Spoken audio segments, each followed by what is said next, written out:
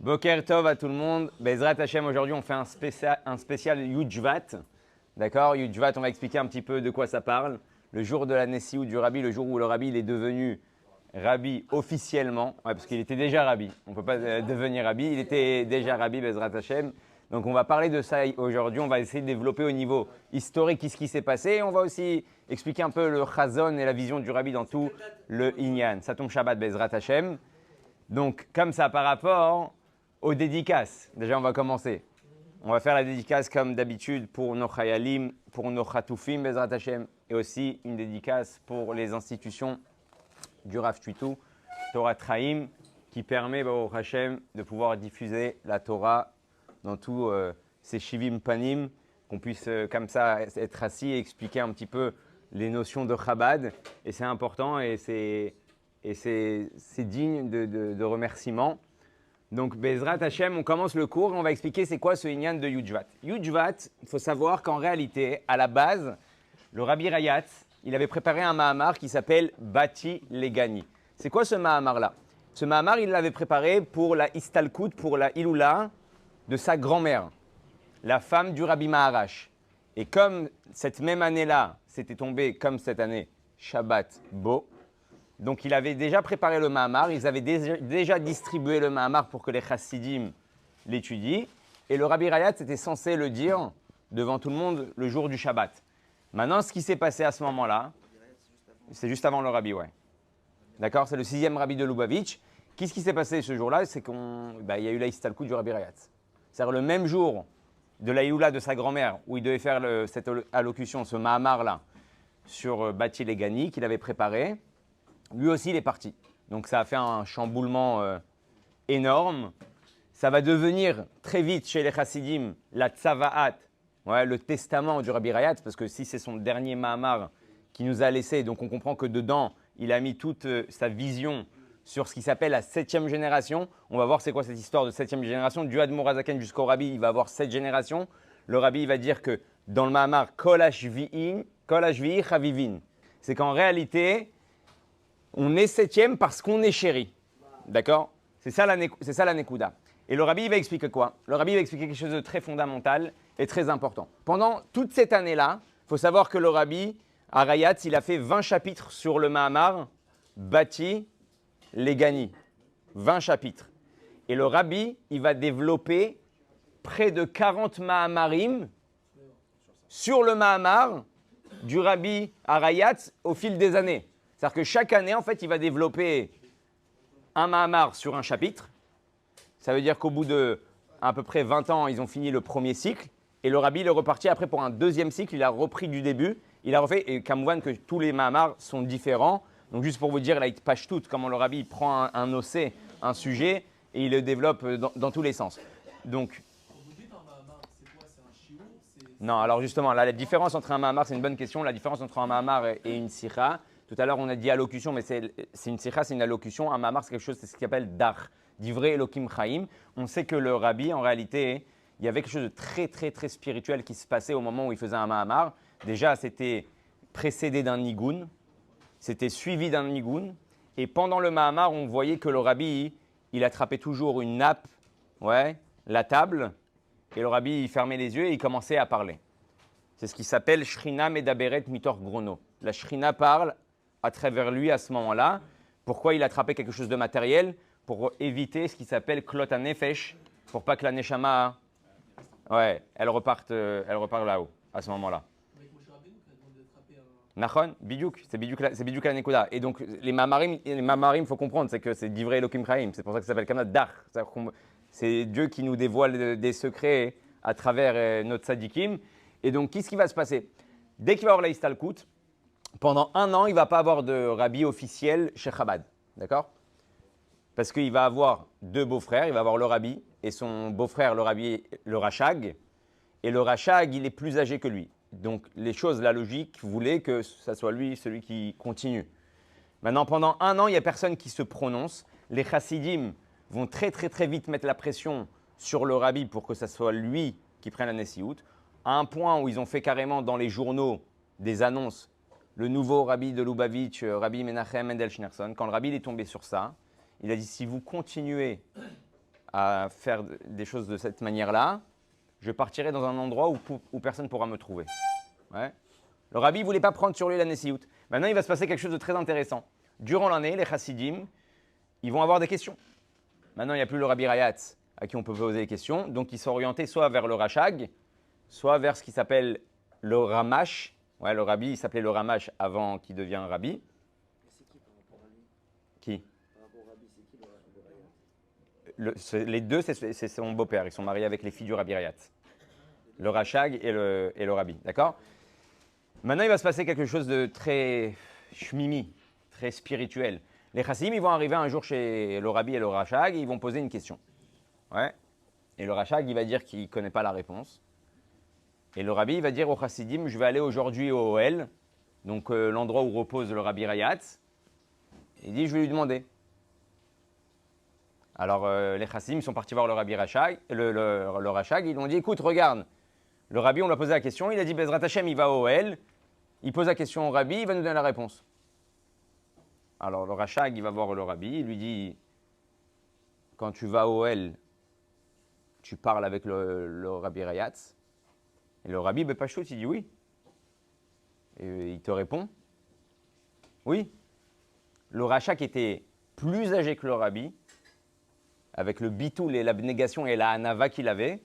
Il a dit, si c'est comme ça, c'est toi qui dois être celui qui continue. Si le rabbi Rayat il te parle, donc c'est toi qui dois continuer. Il va avoir la première année, la Iloula du rabbi Rayat, donc Yudjvat Tafshin Yud Aleph, et le rabbi il va parler, il va énormément parler, il va pleurer dans ses allocutions.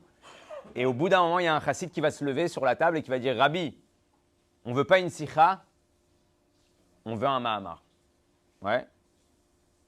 Et le rabbi, à ce moment-là, il va fermer les yeux. Parce que dans le minag chez tous les rébéim, que quand on commençait un mahamar, c'était la preuve qu'on prenait sur nous la Nessiout. Ouais. Le mouvement entier.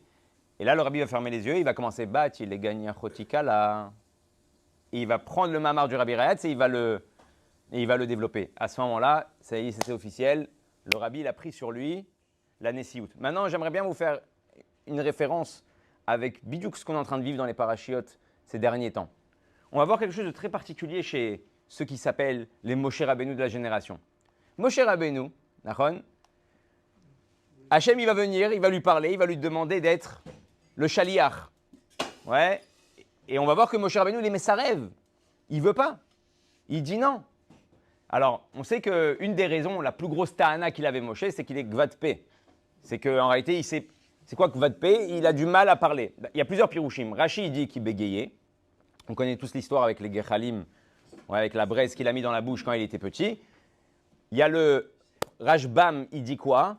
Il dit qu'en réalité, il a dit une ta'ana qui est super logique. Il dit, regarde, moi, ça fait des années que j'ai quitté l'Égypte. Je suis à Midian.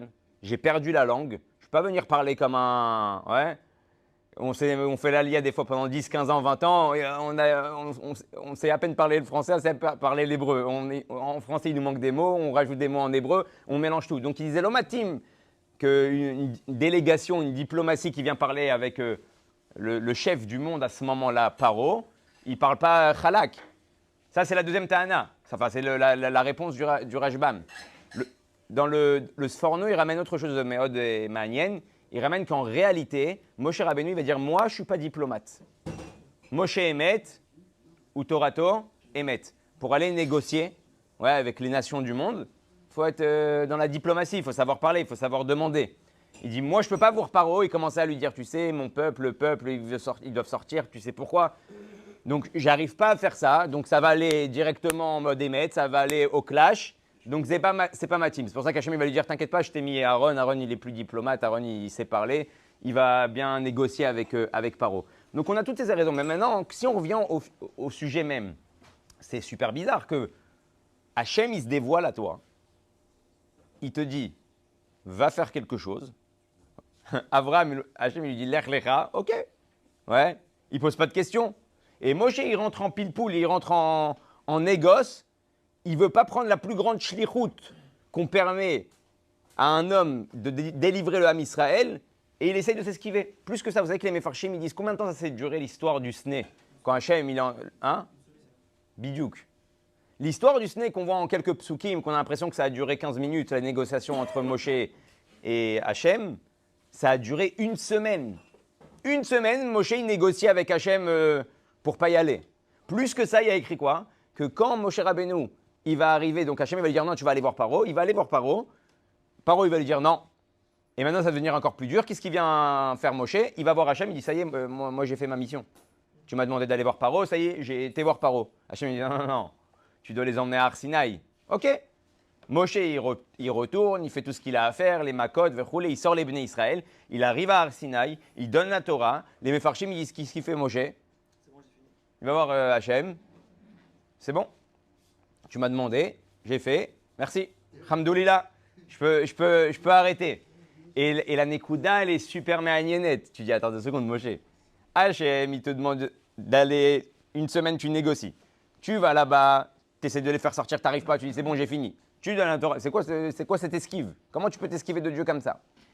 Alors, la question, elle est, comment ça se fait que Hachem, il choisit un manik comme Moshe, qui ne veut pas la shlichut? Et le rabbi il explique quelque chose d'extraordinaire. Il dit qu'en réalité, un vrai manig, il ne veut pas la manigoute.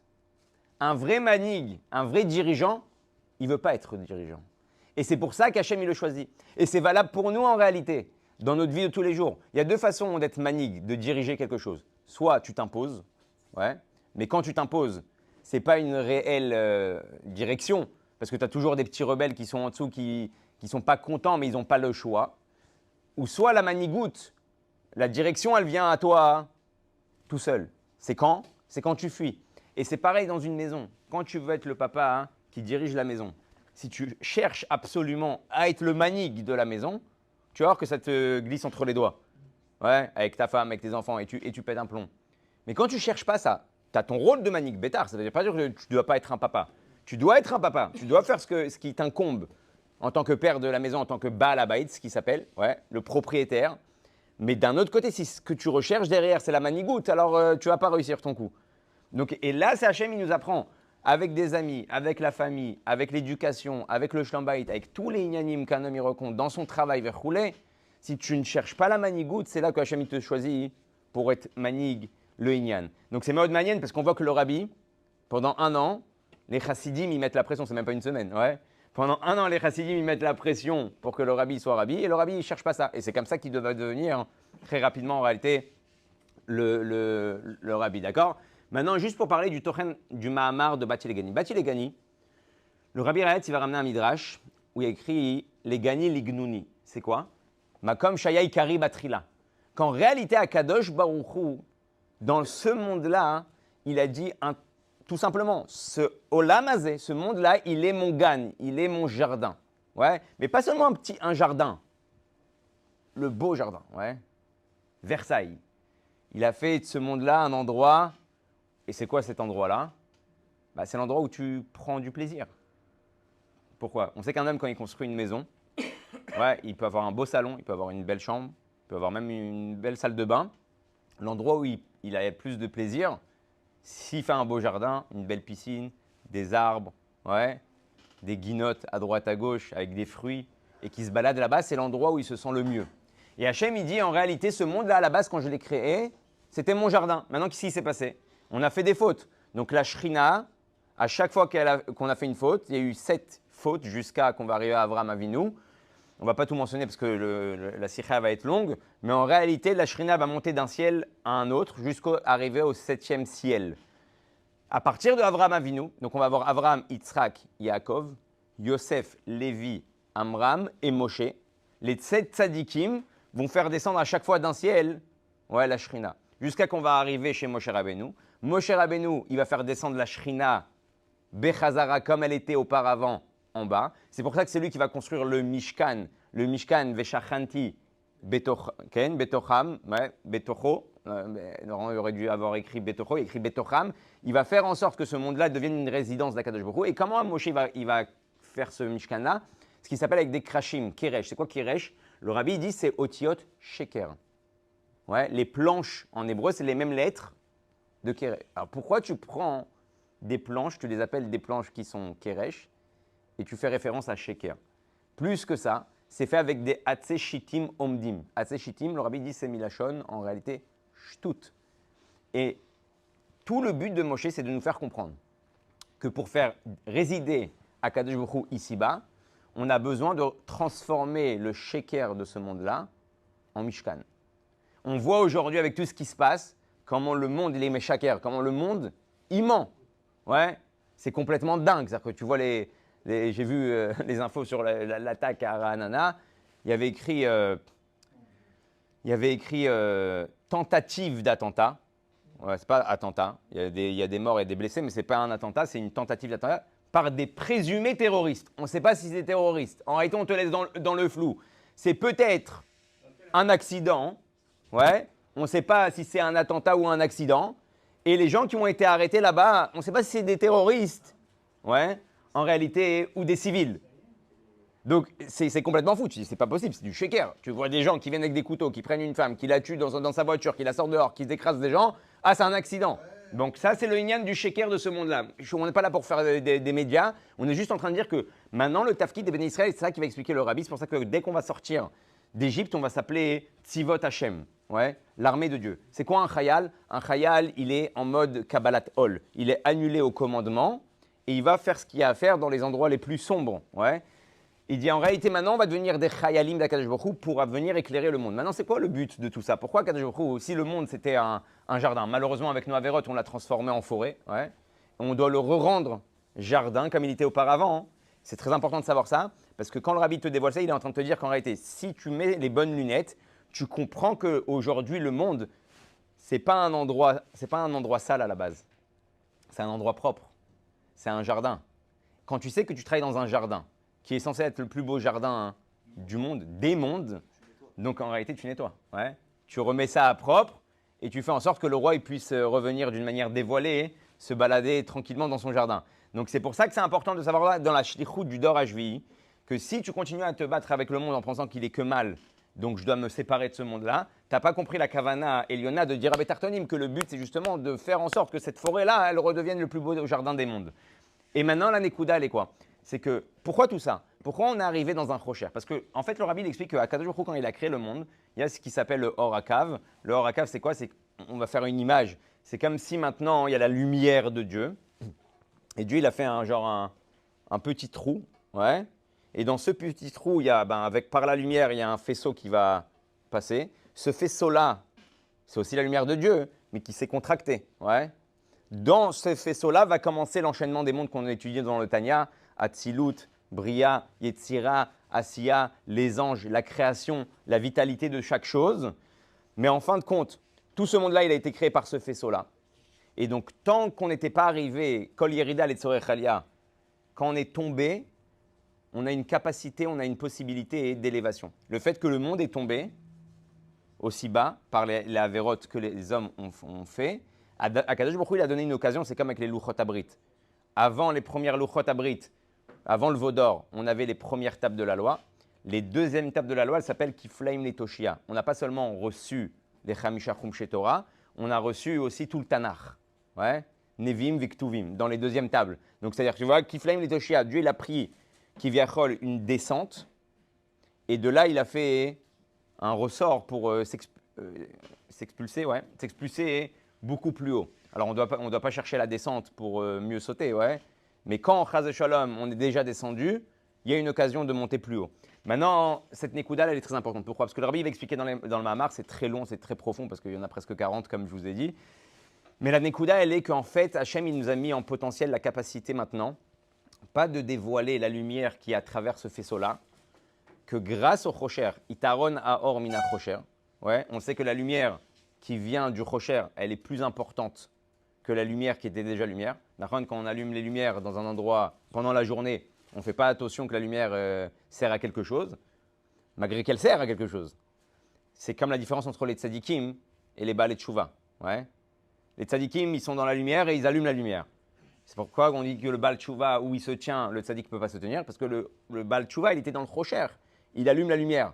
Donc, il y a une puissance qui se crée à ce moment-là, de choses qu'on ne voyait pas, puis on commence à les voir. Donc, il y a un chidouche dans ce yann-là. Et Itaron Aor Mina Chocher, Dieu, il a fait en sorte qu'on arrive dans ce Chocher-là, dans cette obscurité-là, pour pouvoir pas seulement dévoiler la lumière qui sort de ce faisceau-là, pour pouvoir arriver, comme Mashiach va venir, Bezrat Hashem Bekarov Mamash, à la lumière de Atzmuto Mauto Yitbarach, de Dieu lui-même, le Maor lui-même, le luminaire lui-même, pas seulement une lumière du luminaire, mais lui, Akadosh Baruch Hu Birvodo Be'atzmo. Maintenant, cette Nekuda-là, elle est très importante. Vous savez pourquoi? Parce qu'on a une mimra du Rabbi, et pour ça, il ne faut pas l'itiaèche. Le Rabbi dit que si vous vous imaginez que pendant 210 ans d'esclavage, on a reçu quoi après? Matan Torah. 210 ans d'esclavage, ça nous a engendré Matan Torah. Je n'ai pas besoin de rentrer dans les détails. Matan Torah, c'est nous. Matan Torah, c'est notre vie. Ki chayenu ve'orech yamenu. C'est grâce à ça qu'on vit aujourd'hui. Dans tous nos inyanim, c'est ce qui représente les béné Israël. Imaginez-vous la lumière qui va sortir après 2000 ans de galoute. Ouais. Donc ça, la lumière qui va sortir, Bezrat Hashem, c'est Matan Torah. Ouais. Il te dit 210 ans. Alors imagine-toi 2000 ans x 10, ouais, ça va être une bombe atomique, Bezrat Hashem, Betov. Maintenant, juste pour continuer, pour expliquer le Inyan du Mahamar. Le Rabbi va expliquer donc son chazon. Comment on va arriver à cette lumière-là? Pendant le moment du Chosher, on va arriver maintenant à un matzab de Itkafia, Veitapra. À partir du moment où il y a du Chosher, il y a de l'obscurité, j'ai la capacité de le transformer. Avant l'obscurité, je n'ai pas la capacité. Nachon? À chaque fois que je vais faire Itkafia, comme on a expliqué dans le Tanya, chaque fois que je vais plier mon Nefesh Abahamit, ma Nefesh Abahamit, mon âme animale, c'est pour ça que Moshe va faire un Mishkan pour emmener des korbanot. C'est quoi les korbanot? C'est Milachon Kirouv, ouais, se rapprocher de Dieu. Qu'est-ce qu'on met sur un korban? On prend un animal et on le met en offrande à Kadosh Baruch Hu. En réalité, ça vient représenter au niveau spirituel, mais le Mishkan, il n'est plus là. Mais aujourd'hui, on fait ce même travail. Quand je prends ma Nefesh Abahamit, mon âme animale, ouais, et que je la sacrifie, c'est-à-dire que je suis capable de me mettre de côté pour faire la volonté de Dieu, je suis en train de me rapprocher de Dieu, je suis en train de faire un korban à Hachem, Olal Hachem, et on sait que les Olot et les korbanot, ils faisaient un nachat, Riach Nichoach Lachem, ça faisait un plaisir à Dieu. Donc à chaque fois que tu vas plier ton Nefesh Abahamit, ton Yetzerara, tu vas faire un nachat Ruach HaKadosh Baruch Hu qui est tellement grand que ça fait jaillir de chez HaKadosh Baruch Hu une lumière puissante qui enchaîne dans tous les mondes et qui va venir donner de la vitalité dans tous les mondes. Jusqu'à que Mashiach arrive, et on va voir que tout notre travail pendant la galoute, c'était d'arriver à ce big lumière. Maintenant, juste qu'on voie le chazon du Rabbi. Le Rabbi, quand il est arrivé, avant, comme on a dit, quand il était le Ramash, il y avait des chassidim. Le Rabbi, déjà à cette époque-là, au 770, il recevait beaucoup de juifs qui n'étaient pas religieux. Maintenant, juste après la Shoah, ce n'était pas le minag du monde religieux de s'occuper des juifs qui n'étaient pas religieux. Ouais. Ce n'était pas comme ça. Plus que ça, le Rav Mazouz, Ish Matzliach, ouais, il a ramené quelque chose d'extraordinaire dans un des livres que j'ai lus. Il dit qu'on a pris tout ce mouvement-là de Baal Tshuva grâce au Rabbi Lubavitch. Il dit, avant ça, on faisait des yeshivot, on étudiait la Torah, mais le juif, il y avait le juif simple, celui qui voulait venir se renforcer chez Yavo, ouais, qui viennent, mais quand le Rabbi, il a commencé à sortir dans la rue, à sortir de partout, à faire des mosdot dans tous les quatre coins du monde, on dit, mais qu'est-ce qui se passe? Ouais. Si un juif veut venir, qu'il vienne, Baruch Haba, on ne va pas le refuser. Mais pourquoi? C'est à nous d'aller négocier, d'aller parler, d'aller chercher. Il dit, de là, on a tous appris, c'est quoi faire tchouva à un juif. Et il raconte qu'avant ça, il n'y avait pas de notion comme ça dans la tête des rabbanim. Et qu'à partir de ce moment-là, toutes les mosdot dans le monde entier qui sont religieuses, ils ont commencé à adopter cette nekuda-là, que Nachon, on ne peut plus se contenter que les juifs viennent, on doit aller les chercher. Et ça, c'est venu par le chazon du Rabbi. Et pourquoi je vous ramène ça? Parce qu'il y a une histoire que des chassidim à l'époque, des vieux chassidim, ils ont vu le Rabbi au 770 qui recevait des gens qui n'étaient pas religieux, qui ne faisaient pas Shabbat, qui ne mangeaient pas la kashrut, qui ne faisaient même pas Taharata Mishpacha. Et le Rabbi leur donnait un yachas extraordinaire. Ouais, vraiment avec beaucoup d'amour, beaucoup de patience. Et il y a des chassidim qui ont commencé à grogner, qui ont dit au Rabbi, tu sais, tu es tellement gentil, comment ils vont faire tchouva ces gens-là? Tu leur donnes, tu les acceptes comme si ils sont déjà chassidim. Et le Rabbi, à ce moment-là, il voit des vieux chassidim, il va regarder l'abnégation du Rabbi. Le Rabbi, il se pose une question. Peut-être qu'ils ont raison. Peut-être que c'est bien de recevoir un juif, mais il faut taper du poing sur la table, il faut lui faire comprendre qu'il doit faire tchouva, rouler tout de suite.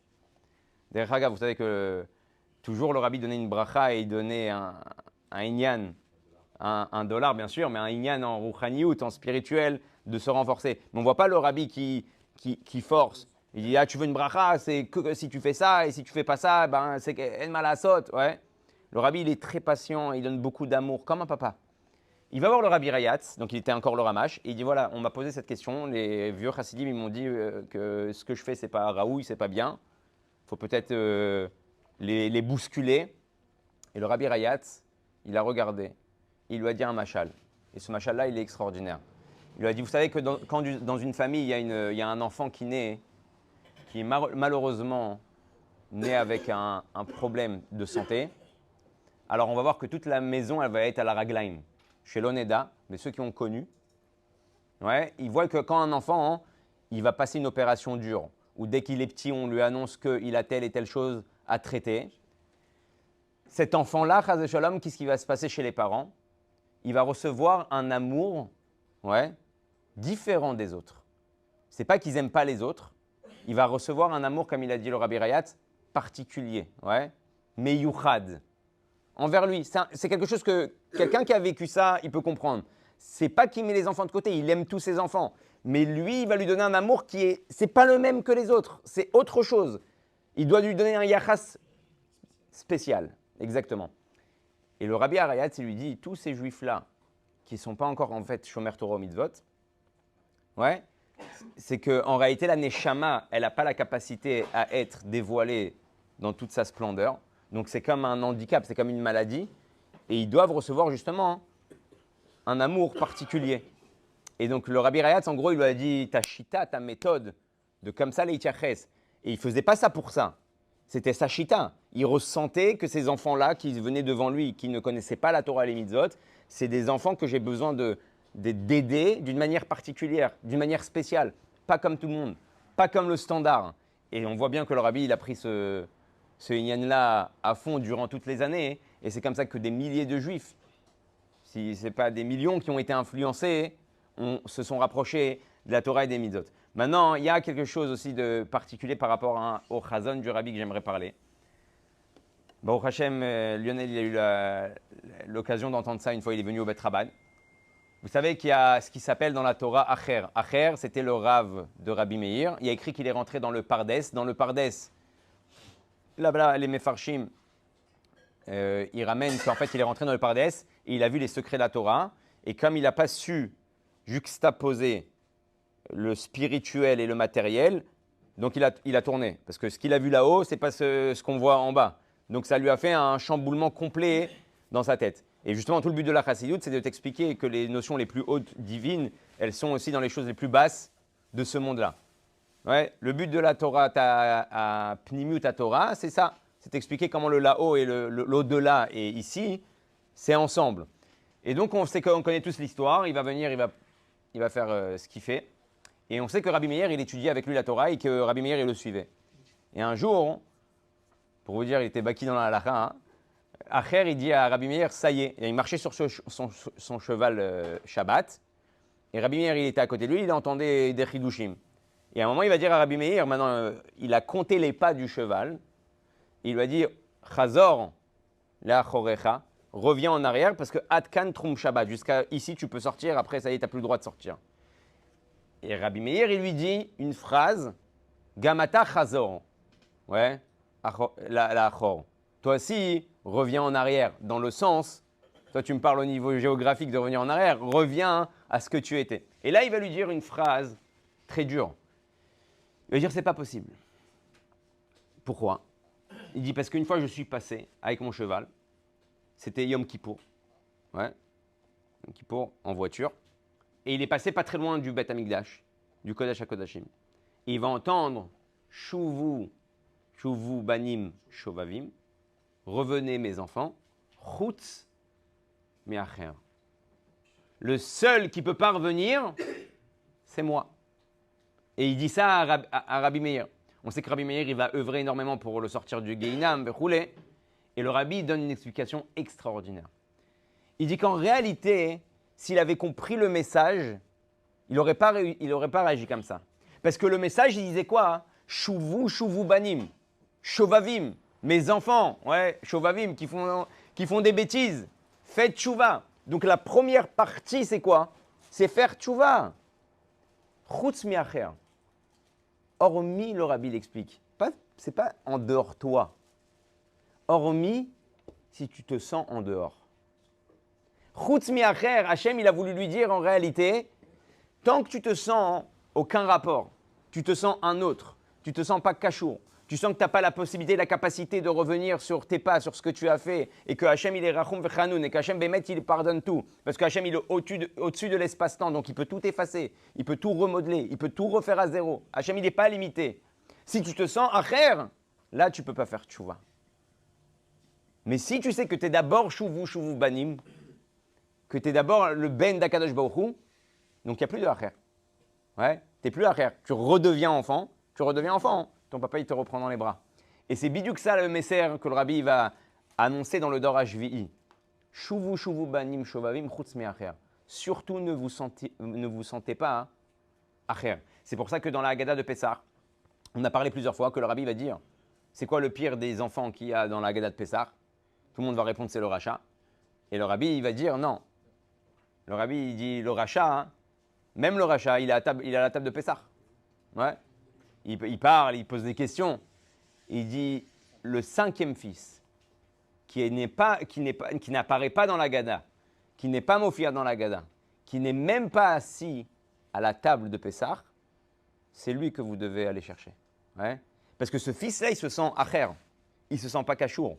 Donc tu dois l'emmener à la table de Pessah pour le faire sentir verroulé. Et là, il devient choufam, arbabanim. Il fait partie des 4 enfants. Et les 4 enfants, ils sont plus limités. Comme on sait que sur le rachat, il y a écrit que Aké Chinav, frappe-lui, ouais, casse-lui les dents. C'est-à-dire quoi? Il est en train de parler genre, qu'est-ce que vous êtes en train de faire? Genre, ça ne le concerne pas. Donc réponds-lui que si tu étais en Égypte, tu ne serais pas sorti. D'accord? Et c'est vrai. Ceux qui étaient en Égypte, qui ne voulaient pas sortir, qui ne voulaient pas la Géoula, ils ne sont pas sortis. Et le Rabbi fait un diouk. Il dit quoi? Ilu haïta bemitzrayim. Si tu étais en Égypte. Il dit en Égypte, ceux qui pensaient comme ça ne sont pas sortis.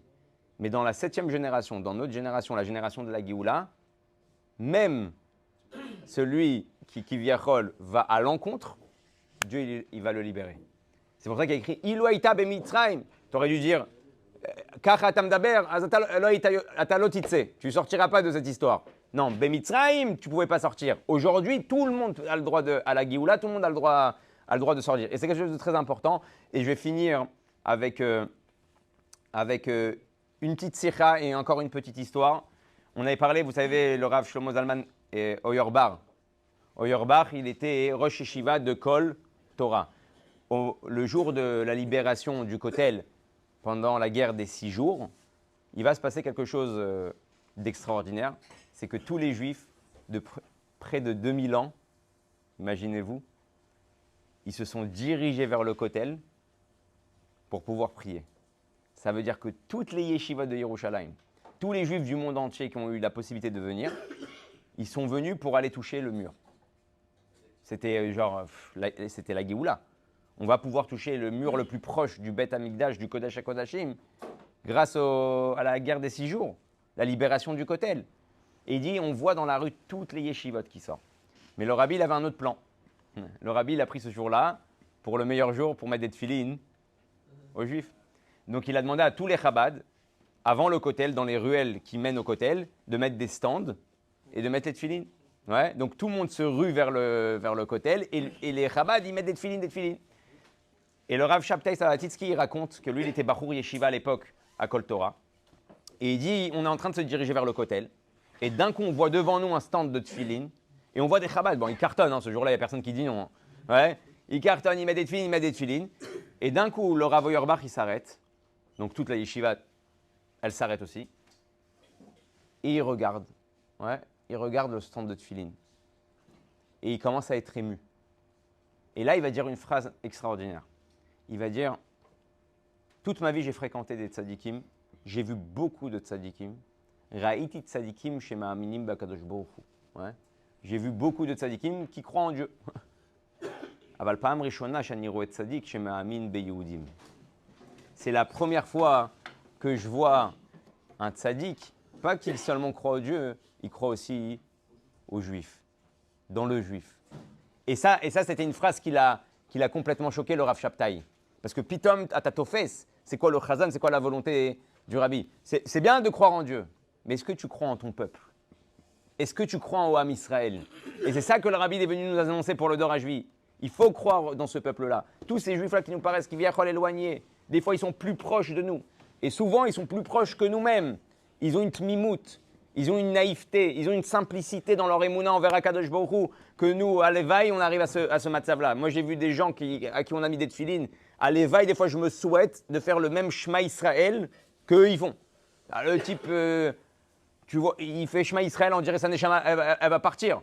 Presque un quart d'heure, 20 minutes, il est sur son Shema Israël. Je regarde le Sidour, il est encore sur son Shema Israël.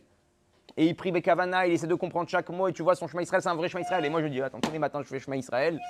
Tac, tac, tac, tac, j'ai mis une tefilines. Baruch Hashem, j'ai mis un V. On est Yatsanu et Dechova, on est super content. Ouais. Ah, j'ai fait même le Shema Israël, Bazman. Et là, tu te rends compte qu'il y a une puissance de frappe dans chacun d'entre nous. Et c'est ça que le Rabbi veut dévoiler.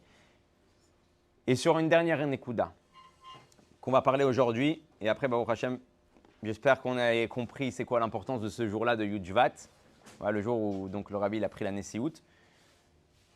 Il y a une histoire particulière avec un frère qui s'est disputé avec son autre frère à cause d'un héritage. Ça arrive souvent. Ouais. Ils ne se parlaient plus pendant des années. Mais le grand frère, il a marié son fils et il avait les boules que son frère ne soit pas là. Donc il envoie une azmana, une invitation. Le frère ne répond pas. Le mariage approche, il voit que le frère ne vient toujours pas. Il prend le violoniste, il lui dit, regarde, mon frère, il habite pas très très loin d'ici. S'il te plaît, il y a un nigoun, il y a un chant, une mélodie qu'il adore. Et je suis sûr que si tu fais ça en dessous son balcon, il va descendre de chez lui pour venir voir qui c'est qui fait la mélodie. Et le violoniste y va, il commence à faire la mélodie. Le frère, il sort par la fenêtre. Il appelle le violoniste, il dit, viens 2 secondes, qui tu es toi? D'où tu connais cette mélodie? Tu sais la faire d'une manière splendide. Et le violoniste, il commence à partir. Donc, il met vite son manteau, il descend avec ses chaussons, et il avance jusqu'à qu'il emmène au mariage. Le frère, il voit son frère arriver juste avant la choupa, ils s'embrassent, ils s'enlacent, ils se disent Mechila, ils sont heureux. Arrivé au Sheva Brachot, il est mechabet son frère, il dit tiens, fais koshel bracha, fais une bracha. Il fait la bracha, tout le monde est content. Et le frère, le grand frère, à la fin de la soirée, il dit à son frère, il y a juste une petite question que j'ai à te demander.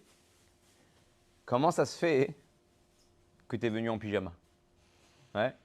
Pourquoi tu es venu en pyjama? Ingvar, tu es descendu, Ingvar, tu es venu, Ingvar, tu t'es dirigé vers la choupa. Tu n'aurais pas pu mettre une petite chemise, un petit jean, un petit pantalon et tu es venu en pyjama. Ce machal et ce nimshal, il est important à comprendre. Il y a écrit dans la Gemara que Rabbi Mathia ben Harash, il avait un bet midrash à Romi. Il a fait une yeshiva à Rome. Et en réalité, pourquoi il a fait une yeshiva à Rome? Il expliquait à ses élèves qu'en réalité, avant que Mashiach y vienne, de venir physiquement parlant en Israël, c'est bien. Mais avant que Mashiach y vienne, il faut s'habiller.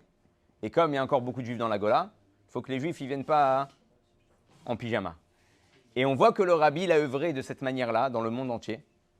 D'où la question, pourquoi, on connaît tous la question, le Rabbi il est venu en Israël, il n'est pas venu en Israël. Une des raisons, c'est ça. Le Rabbi ne veut pas que les Bnei Israël ils sortent de la galoute en pyjama. Et aujourd'hui, on a tous la responsabilité de faire en sorte que les gens qu'on connaît, les gens qu'on rencontre, ils ne viennent pas à ce mariage-là en pyjama, comme que nous aussi on doit s'habiller.